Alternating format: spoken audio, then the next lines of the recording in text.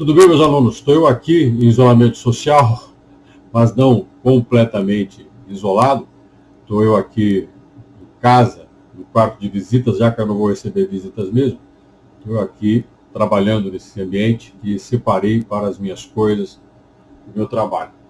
Inclusive virou um estúdio também de rádio, em que eu apresento o Jornal da CBN por aqui. Enfim, a vida está aqui, vai ser onde eu vou dar as minhas aulas para vocês, nesses tempos de distanciamento nosso, que a gente não vai estar presente em sala de aula. Você está vendo aqui no cantinho, nesse cantinho, aqui, nesse cantinho.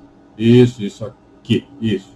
Aqui estão os slides da disciplina, desse conteúdo. Sempre vou fazer slides para que vocês possam acessar.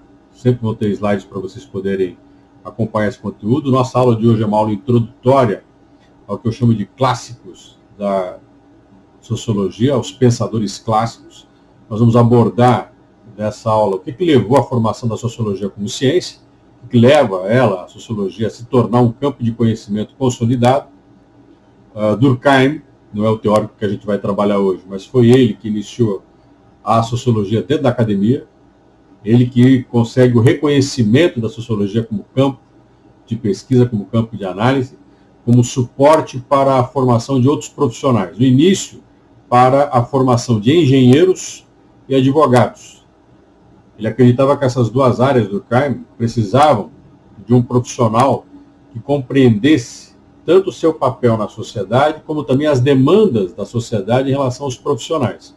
A sociologia da educação ainda segue um pouco esse caminho, de ser uma disciplina que dá ao profissional, aquele que está se preparando para uma vida profissional, uma compreensão ampla da sociedade, com racionalidade, para poder atuar nessa sociedade, tá claro?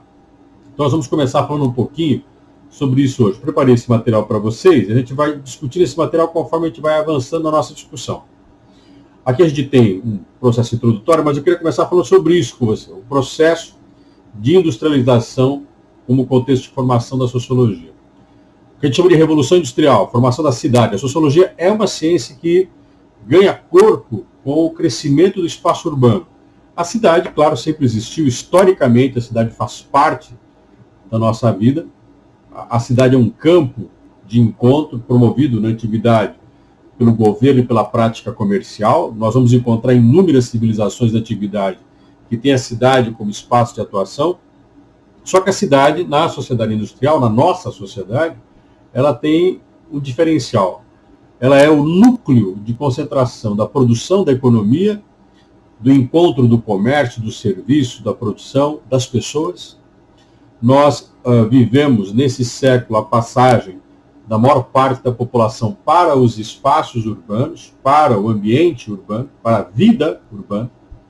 Então nós vivemos numa sociedade, essa sociedade nossa, onde a produção da vida se dá no espaço urbano, um espaço urbano com dimensões nunca pensadas na humanidade, cidades, algumas chamadas de mega cidades, com 8 milhões, 10 milhões, 20 milhões de habitantes. Se você pegar algumas cidades conurbadas, ultrapassam esse número. Uma cidade carregada de desigualdade, de diversidade. Então a cidade industrial, a cidade da produção industrial, foi o campo onde a sociologia demarcou seu espaço de surgimento.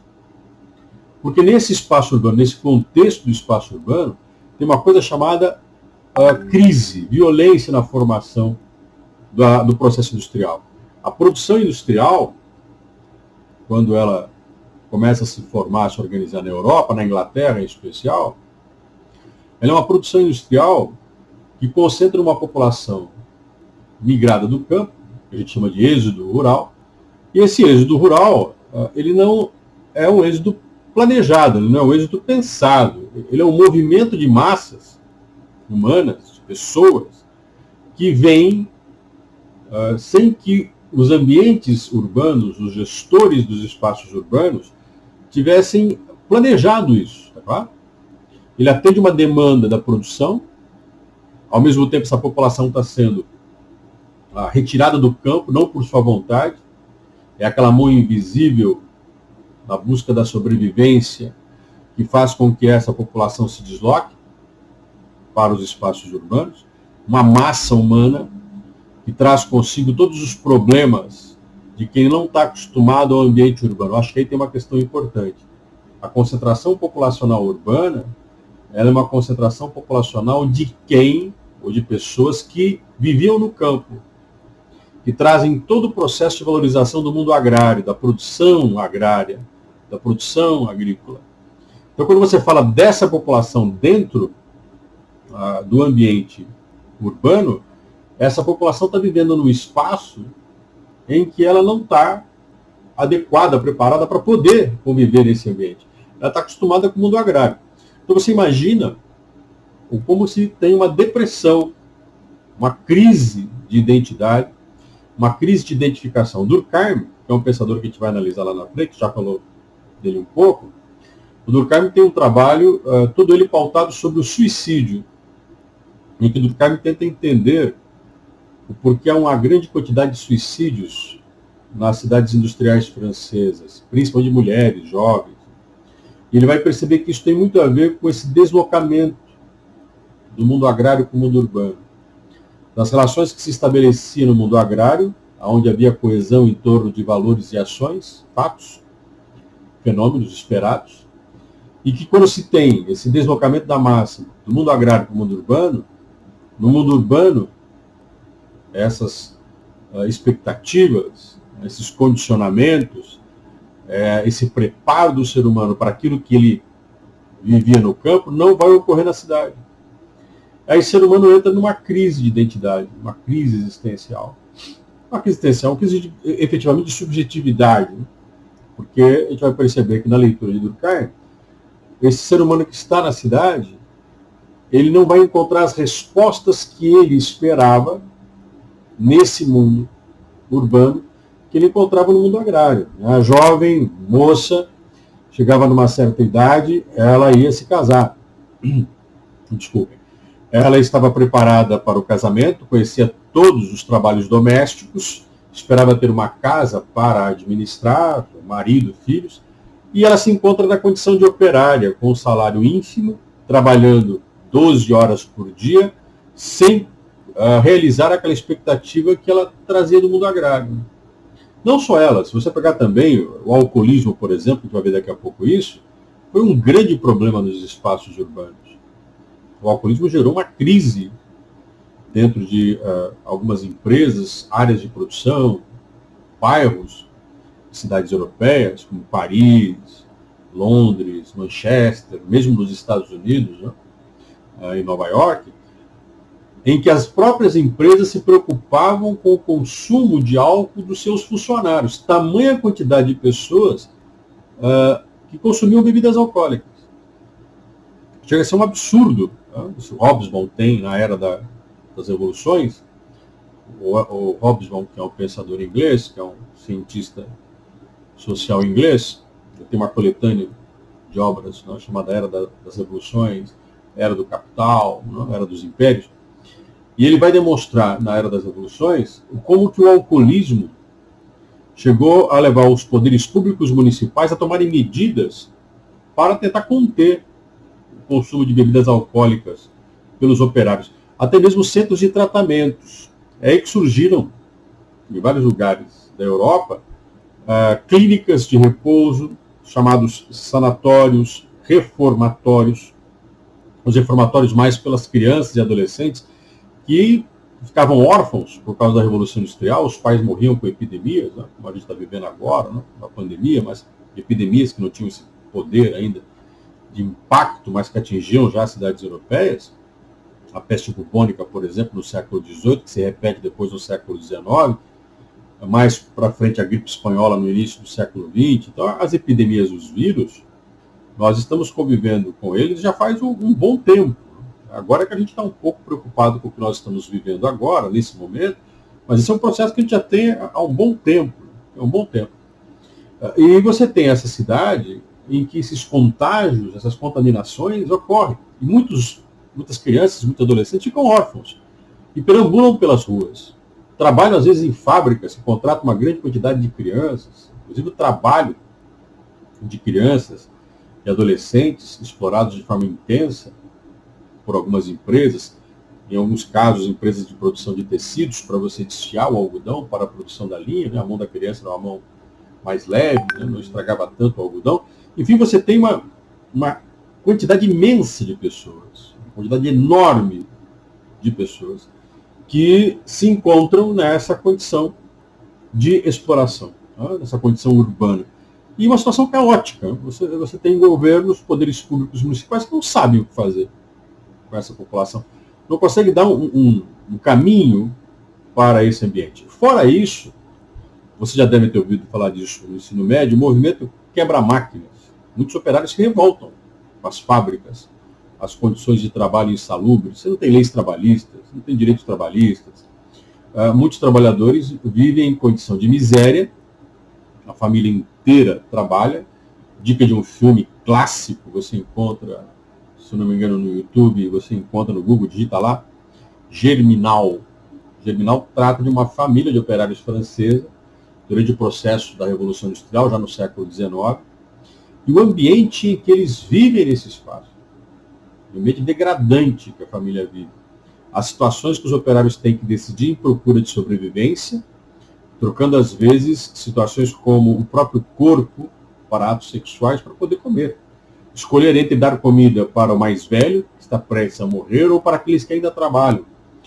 São esses valores que abalam esse mundo urbano, que se traduzem em manifestações, traduzem em roubo, homicídios, suicídios, como nós falamos, infanticídios.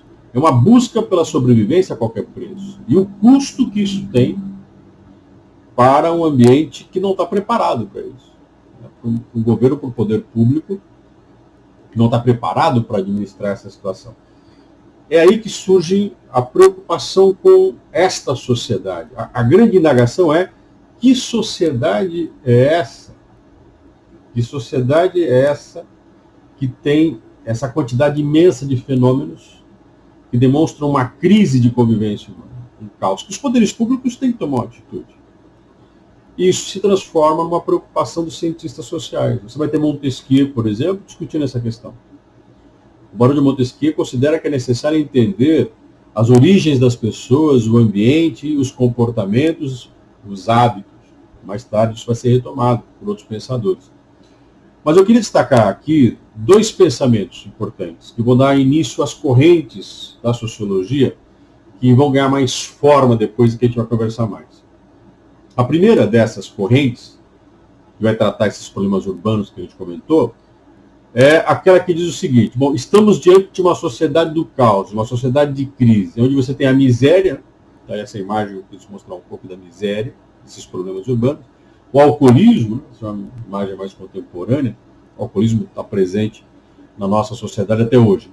A convivência com a bebida alcoólica só cresce. Inclusive, hoje, assim, na Revolução Industrial, o alcoólatra, o que consome a bebida alcoólica em excesso, é o operário frustrado, a operária frustrada, é o trabalhador angustiado com saudade da sua vida agrária, que ele vai aos bares, às tabernas, tá? Bebe muito para relembrar a vida que tinha no campo.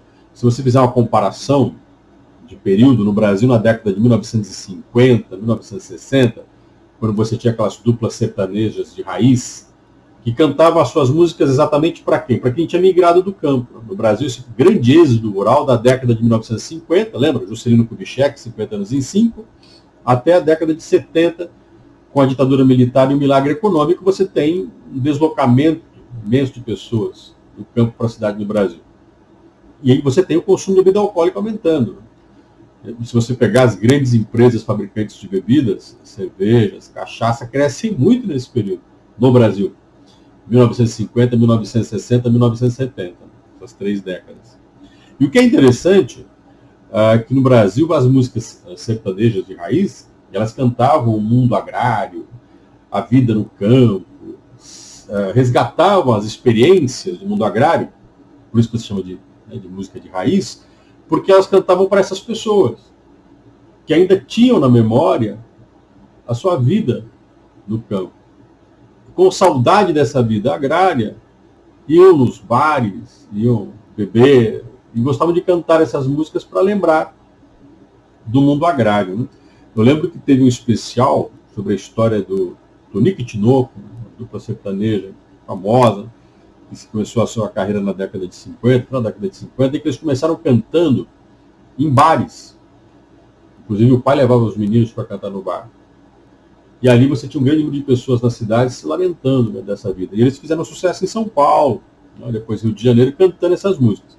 Então, essa ideia do resgate desse mundo agrário, do alcoolismo, dessa miséria que a cidade traz, e do saudosismo do mundo agrário, levou uma série de análises, uma série de discussões sobre o que está acontecendo com esse espaço urbano. E aí, você tem 2 pontos que eu queria comentar sobre linhas de raciocínio da sociologia.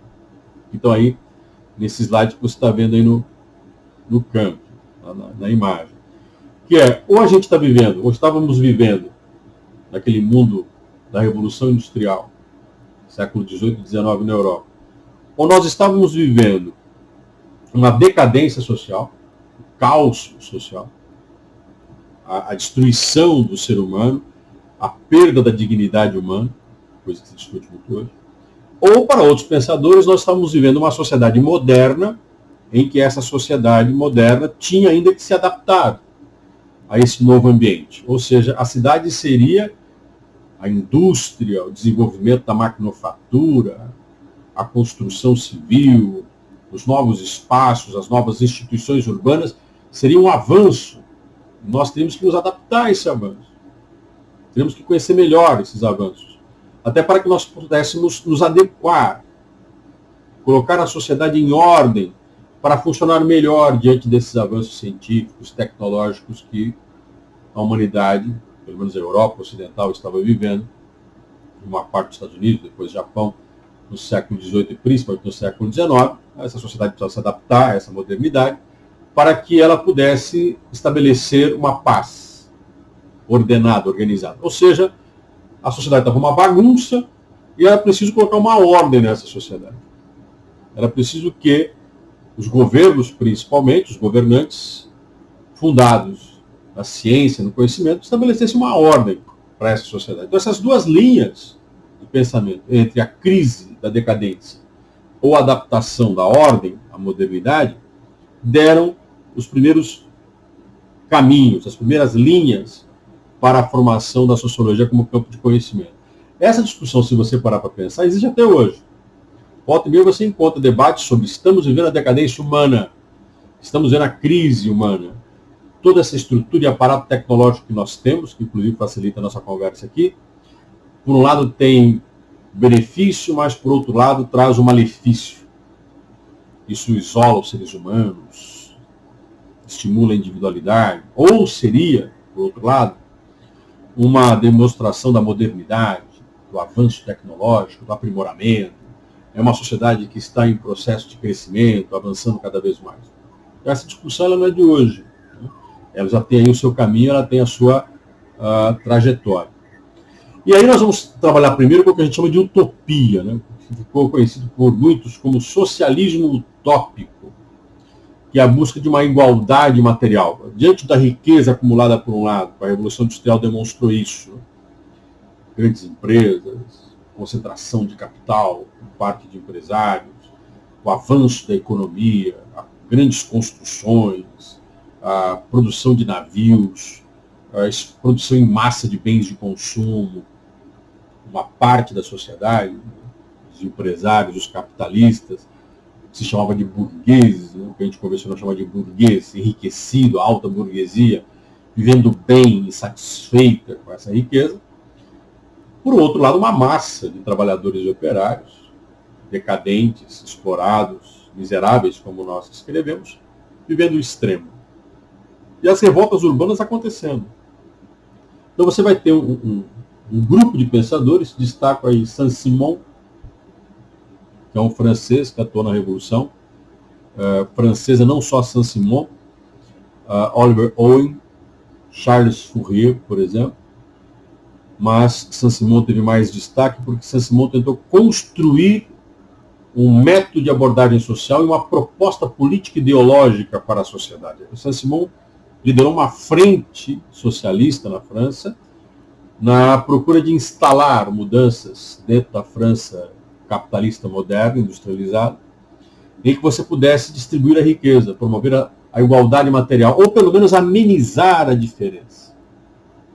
E aí você tem uma série de propostas que o socialismo utópico vem a sugerir como ações que os governos deveriam ter para tentar amenizar essa desigualdade, essa miséria humana, esse ambiente de violência. Então, para Saint-Simon, o problema maior dessa sociedade era exatamente esta desigualdade material, essa desigualdade de condições. Era preciso criar um ambiente mais adequado para que as pessoas tivessem uma vida mais humana, para que aquele que trabalhava nas fábricas tivesse uma condição material melhor para ter atendidas as suas necessidades. Então deveria se distribuir a riqueza. Efetivamente, mecanismos que levassem à distribuição desta riqueza. Bom, aí nós temos que entender o que seria essa distribuição da riqueza, né? A medida da utopia proposta por Saint-Simon. Mais para frente, numa próxima aula, eu vou falar para você de por que utopia. A utopia vem de uma crítica. Marx faz uma crítica a Saint-Simon. Não só ele, a Feuerbach, também, que ele considerava um socialista utópico. Marx considera que o pensamento de Saint-Simon, como Feuerbach, são pensamentos ingênuos que partem de uma decisão de governo e da boa vontade humana para a distribuição da riqueza. Então, os que criticavam os utópicos pensavam o seguinte: quando que a burguesia, o empresário, a elite econômica, rica, empresarial, irá abrir mão dos seus lucros por um sentimento humano? Você vai observar agora, vamos falar um pouquinho dessa questão da utopia. Nós temos muitas pessoas mostrando, agora com essa pandemia do coronavírus, mostrando responsabilidade civil, mostrando ações de solidariedade, ações de benefício, de contribuição àqueles que precisam, principalmente do combate ao coronavírus. Você tem desde empresas de transporte oferecendo transporte de produtos, que sejam medicamentos e alimentos. Você tem pessoas oferecendo cursos online. Você tem gente, muita gente, fazendo contribuições de medicamentos, leitos hospitalares. Enfim, você tem ações de boa vontade, filantropia. E o Saint-Simon acreditava que isso era possível de você despertar no ser humano, né? Só que você vai encontrar também empresários que estão indo aos meios de comunicação e fazendo a defesa da sua riqueza, fazendo a defesa da sua empresa, falando do emprego e do trabalho, falando de que a perda do emprego será a grande consequência dessa pandemia. Então você tem, por outro lado, esse tipo de proposta, esse tipo de defesa. Então nós podemos pensar que hoje ainda existe aqueles que acreditam nessa medida do socialismo utópico, de que é possível você encontrar, mesmo na elite empresarial, pessoas dispostas a ações até mesmo de distribuição de sua riqueza. Como, por exemplo, nesse primeiro tópico, distribuir os lucros. Oliver Owen, um capitalista inglês, dividia os lucros dele com os seus funcionários. Owen faliu, né? Mas você tem, por exemplo, Charles Fourier considerando que a limitação tecnológica poderia ser uma saída. Nós estamos discutindo do fim de algumas profissões por causa da tecnologia. Discutindo muito isso agora. Tem profissões que vão desaparecer. E eu já ouvi, em conversas com pessoas de boa formação, de por que não frear a tecnologia, do por que não manter o trabalho artesanal, ou trabalho que precise mais do ser humano, em vez de apostar na sofisticação tecnológica, da inteligência artificial. Por que não evitar isso para não desempregar? Veja, a ideia não é nova, mas ela tem origem, né? Os utópicos pensavam isso. Desde você compartilhar a administração das empresas, por exemplo, as empresas de administração corporativa, em que você entrega uma parte das empresas para os sindicatos que representam os trabalhadores administrar, tomar decisões da empresa junto com os operários para que eles não sofram as consequências de decisões equivocadas. Tem que defender isso, por exemplo, né? Existe essa defesa ainda hoje. É uma defesa dos utópicos. O socialismo utópico defendeu esse tipo de proposta, esse tipo de projeto. E você tem também o estabelecimento de corporações de ofício. Essa já é uma ideia que perdurou bastante, até mesmo entre os não socialistas. Por que não as profissões se transformarem em corporações em que os trabalhadores entre si se ajudam, as profissões se ajudam para evitar as explorações? Isso vai levar aos sindicatos mais tarde. Vai ser, inclusive, parte dos estatutos sindicais, na tentativa de colaboração dos operários entre si, das profissões entre si, criando uma ética do trabalho, uma ética da corporação, defendendo a corporação. Você tem profissões que têm suas corporações, têm seus estatutos, têm suas associações, e elas procuram defender o profissional. Então, para alguns utópicos, essa seria uma saída, que as profissões tivessem, que os profissionais de determinada área tivessem, uma associação, uma corporação, que protegesse o trabalho, protegesse o trabalhador, para evitar a sua exploração por parte do capital, por parte do capitalismo. Dentro desse seio de discussão da decadência que a sociedade industrial estava gerando, essas seriam algumas propostas que os utópicos teriam para você poder superar esse ambiente de violência, esse ambiente de alcoolismo, esse ambiente de homicídios, essas manifestações de agressão constante dentro da sociedade urbana e industrial. Seria uma saída para esse ambiente. Mas tinha também a outra linha, que é a que eu quero trabalhar agora com você, né? Que é a linha que mais tarde a gente vai chamar de positivista, ou dos estruturalistas, que é a ciência como resposta para as questões sociais. Mas não é qualquer ciência, não. É a ciência natural. É a ciência da natureza.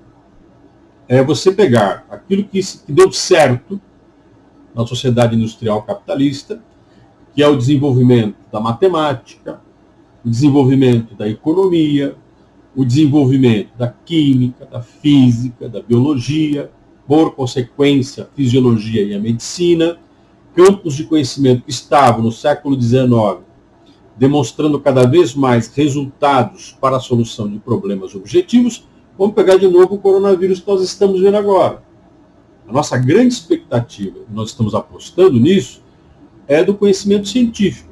Estamos atrás de informações científicas, de profissionais especializados que possam apontar para nós soluções para podermos combater o coronavírus. Como é que nós podemos conter o coronavírus?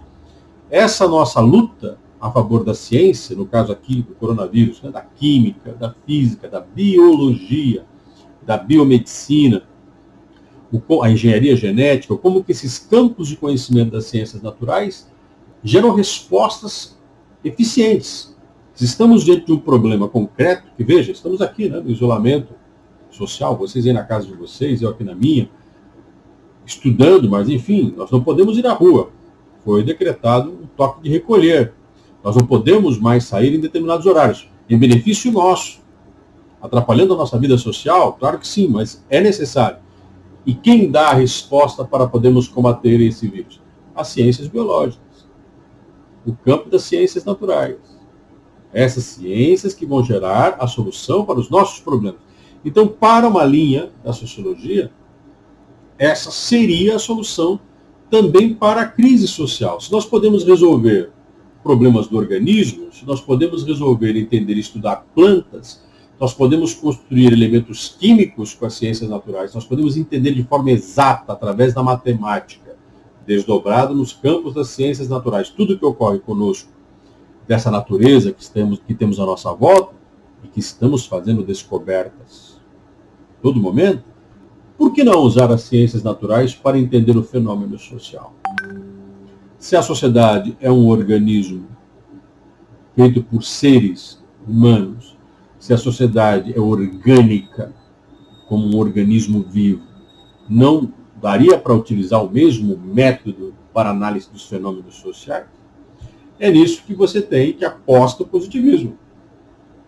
Augusto Comte é o nosso pensador aí. Eu vou retomar Comte depois, na nossa próxima aula, como um pré-sociólogo, porque Comte merece atenção nossa especial, porque Comte vai influenciar muito Durkheim, ou Durkheim, como eu gosto de dizer, ele vai influenciar muito depois a concepção do fenômeno social, do fato social. O positivismo, como método, vai considerar a sociologia como uma física social, físico-social. É o comportamento objetivo, concreto, material, através dos fatos mensuráveis. Então, esse é o objeto do positivismo, que vai ser do estruturalismo de Durkheim também. Estudar o fenômeno coletivo, os fatos sociais, e compreender esses fatos dentro da mecânica social. Como que os fenômenos sociais apresentam progresso, ou se não apresentam progresso, como é que eles podem ser regulados para permitir o desenvolvimento da sociedade. Quer dizer, como que os fenômenos sociais, eles podem estar legitimando uma ordem, um desenvolvimento de uma ordem, ou eles podem estar atrapalhando uma ordem em determinado fenômeno social. Que é o que o Durkheim depois vai chamar de patologias, né? A doença do corpo social, ou de anomia, que são períodos de transição que geram anormalidades temporárias na sociedade. É como a crise da adolescência. O adolescente tem um corpo em que ela às vezes sente dores, tem potenciais para algumas coisas, mas não tem capacidade para outra. É aquele ser que está em mudança. Então, para os positivistas, a sociedade também passa por isso. A sociedade tem seus momentos de transição, de adequação dos fenômenos sociais às mudanças que são necessárias, né, que é a anomia. Então, por que não isso? E aí o positivismo, ele renova, ele revoluciona a análise social, por quê? Primeiro porque ele considera que a coletividade é uma condição natural. Ou seja, o ser social é da natureza do ser humano. Talvez agora você esteja descobrindo isso mais do que nunca. Como as pessoas fazem falta na minha vida. Como que alguns seres humanos, os quais eu nunca dei atenção, preocupação, gastei meu tempo pensando nisso, o quanto essas pessoas são necessárias. Mais do que nunca você está vendo isso agora. Você deve estar se indagando, né? Como é que a gente depende tanto de pessoas que a gente sequer conhece? Como que a nossa vida trava quando o outro para de trabalhar, quando o outro não está mais em funcionamento? Como as coisas à nossa volta se atrapalham, perdem ordem, perdem organização, perdem sentido, quando eu tenho essa ruptura das relações de dependência social. É isso na prática que Kant está analisando no século XIX. Estamos diante de uma sociedade que é um organismo de dependência das partes, uma interdependência das partes. Isso é um fenômeno como um organismo, que tem coração, pulmão, rim, que tem uma série de órgãos, um depende do outro, e que nós não poderíamos viver e fazer todos os dias o que necessitamos fazer se nós não cuidarmos desses órgãos. Esses órgãos têm que estar funcionando bem para o corpo funcionar bem. Esse é o princípio da sociologia positivista. Veja, não vê a sociedade como uma crise de decadência humana, vê uma sociedade como um processo de desenvolvimento do conhecimento, e que é possível ser organizada pelo conhecimento. Por isso que você tem que promover na sociedade a ciência. Quanto mais funcional, mais eficiente a ciência for, mais respostas positivas ela traz. Você já deve ter ouvido duas palavras que já tomou conta do ambiente na política, já foi argumento de muitos homens públicos. Eu ouvi recentemente numa entrevista sobre o coronavírus, uma crítica que se fez aos políticos, né? Estão aproveitando muito esse momento para aparecer, divulgar suas imagens, seus papéis de liderança. Ou seja, fazer seu cartaz político, né? São duas palavras que são tecnocracia e meritocracia. Tecnocracia é as pessoas que vão cuidar de certos problemas, elas têm que ser especialistas nas áreas que os problemas ocorrem. Então, agora que estamos diante de um problema do coronavírus, quem tem que estar à frente do Ministério da Saúde? Quem tem que estar à frente das secretarias de saúde, dos estados, dos municípios? Um profissional da área médica. Um médico, um farmacêutico, um biomédico, alguém da área de saúde que estude, que entenda, que conheça o problema, que vivencie a questão da saúde, para poder resolver questões objetivas técnicas. Então, Kant considera que administrar a sociedade também envolve tecnocracia. Ele considera que se nós tivermos um sociólogo, um cientista social, um especialista no estudo da sociedade, é esse cara que tem que ser ouvido, é ele que tem que ser, é para ele que nós temos que dar a atenção devida para que ele possa nos mostrar o que é a sociedade e possa nos mostrar como intervir nesta sociedade para resolver os problemas. Então você tem aí alguém especializado, um tecnocrata. Se é para administrar, que seja um especialista. E meritocracia, um especialista que tenha um currículo que demonstre a qualidade profissional. Alguém que mostre eficiência na produção do que faz. Essa busca de desenvolver esses homens especializados em seus campos de conhecimento, na sociologia não seria diferente. Nós teríamos mais eficiência nas respostas dos problemas sociais. Ainda mais para Conte, numa sociedade tão complexa como a nossa, que envolve a divisão do trabalho, que tem uma complexidade imensa na sua ordem, com funções específicas em setores diferentes, e que precisam trabalhar de forma harmônica, conjunta, para que dê resultado esse trabalho e essa produção. Então a gente está diante de um pensamento social que valoriza a eficiência na abordagem da sociedade. Não as questões de riqueza e pobreza, que para Conte é da própria condição de funcionamento da sociedade. Existe uma desigualdade que é da natureza social. Existe uma desigualdade que é necessária diante da divisão de funções que a sociedade apresenta para Conte. Porque você tem pessoas com mais méritos do que outras, tem pessoas mais qualificadas do que outras, tem pessoas mais especializadas do que outras. Então, quem é especialista, qualificado e eficiente não pode ganhar a mesma coisa de quem não tem essas habilidades. Então, veja que a visão de sociedade de Conte é uma visão diferente. E essa perspectiva está aí até hoje. O que você não pode fazer é dar uma de Frankenstein. Tentar abraçar as duas, defendendo um pouco cada uma. Ou você parte de uma análise, como Saint-Simon vê, de uma desigualdade humana que tem que ser superada, de uma sociedade que precisa resolver, que para ele é o principal problema, que é a condição degradante do ser humano, que perdeu sua dignidade, seus valores, que precisa ser respeitado como ser humano. Ou você parte de uma análise que aborda o fenômeno orgânico, em que o ser humano é um ser biologicamente constituído de inteligência, que faz parte de uma ordem necessária e que ele tem que se adaptar a essa ordem. Então não está para Conte a importância dos valores pessoais, subjetivos, dos valores ideológicos e morais. Está para Conte a objetividade do fenômeno, a eficiência da coletividade, através dos fatos que essa coletividade apresenta, tá claro? E aqui eu encerro a nossa primeira aula. Ela foi um pouco mais curta por duas coisas. Primeiro que é um primeiro ensaio, né, dessas nossas aulas. É uma primeira apresentação desse conteúdo e até para mim uma novidade. Isso como está sendo para vocês também. Então eu estou mostrando essa aula para vocês. Inclusive vou deixar esses slides disponíveis no estúdio, daqui a pouco eles vão estar lá. Vou deixar tanto em PDF, como vou deixar também para vocês poderem baixar no PowerPoint. Para que vocês possam rever a aula, quantas vezes for necessário. E também porque depois eu quero ver se eu consigo fazer um tira-dúvidas com vocês. Eu vou ver se eu faço isso ao vivo pelo YouTube ou eu faço isso ao vivo pelo Facebook na minha página. Tá? Tanto no YouTube quanto no Facebook, é Gilson, no caso do Facebook, né? facebook.com/Gilson Costa Aguiar. Tudo juntinho. E no YouTube é só você colocar, né, Gilson Aguiar, no YouTube aparece lá a minha página, se inscreva nela. Também no Facebook, acompanhe o meu trabalho, porque eu vou começar a postar lá algumas coisas referentes à nossa disciplina, tá bom?